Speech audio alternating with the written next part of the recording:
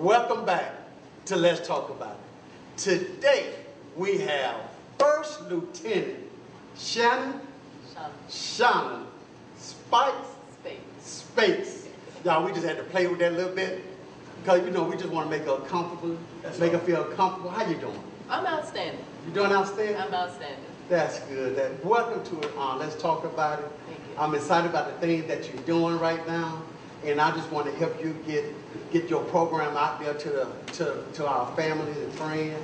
So before we even get started, tell me about your military career, and don't forget, don't leave out the Air Force One. All right? Okay. Basically, I joined the Air Force as an airman, and I enlisted, and I had already graduated from college. I went to Morris Brown College. Morris Brown. And instead of trying to be an officer against my mother's advice, I enlisted. Okay. And I spent 6 years enlisted in security forces. Okay. And after security forces. Yes, security forces. Wow. So we were the people that made sure that nobody took the planes. Okay. Did fly one, but I made sure that pilots were safe and could do their thing. After 4 years in North Dakota, I was fortunate enough to get a job as an instructor, and I taught at the Air Mobility Warfare Center for 2 years, and from there I got a commission. And I became a second lieutenant, and my first duty station from New Jersey was, again, North Dakota. Yes. A different base. There's more than one base in North Dakota. Okay, you sure? Yes. All right. I've seen them all. And I spent 2 years there, and then I got orders to Korea from there. And my orders to Korea included a follow-on assignment for Air Force One. Yes. I was going to be a very young captain, but the OIC officer in charge of Air Force One. Now, what is that? Air Force One would be the airplane that the President of the United States flies on. All right. Just in case anybody doesn't realize that. But that was before Obama, but you know, we were already on his bandwagon and pulling for him, so it was like a dream assignment. Before President Obama? Before President Obama. Okay. You know, not to slight him. I understand. I just want to make sure this was before or after or during. Before President Obama, at the very beginning stages of the race. Okay.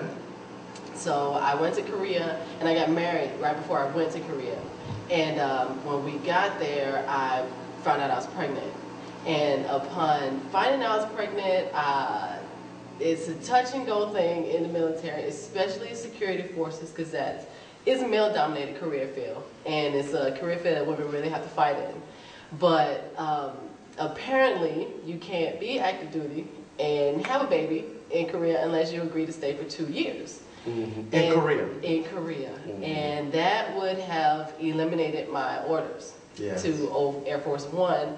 And even if so the other option was to rotate home early, out of cycle, which would have eliminated my orders for Air Force One. Yes. So, disappointed? Extremely.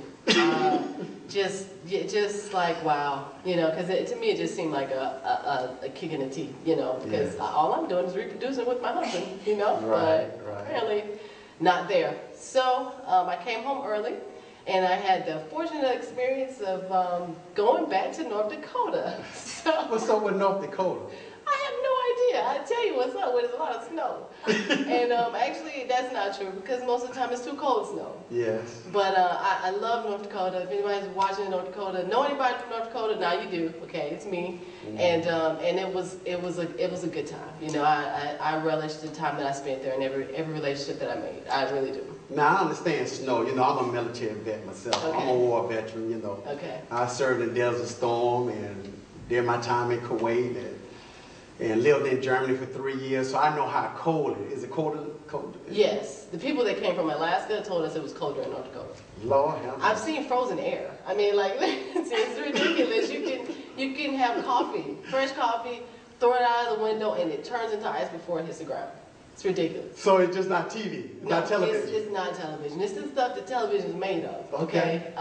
But in that base that I went to was Grand Forks Air Force Base, and that happened to be the base that I started out as an airman. Yes. Okay. So here I am, first lieutenant now, and returning to my very first station as an airman. Yes. And I'm going back to the same exact squadron.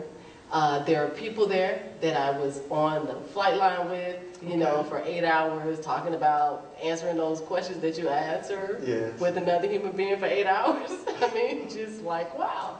And they're coming to me saluting. How you doing, ma'am?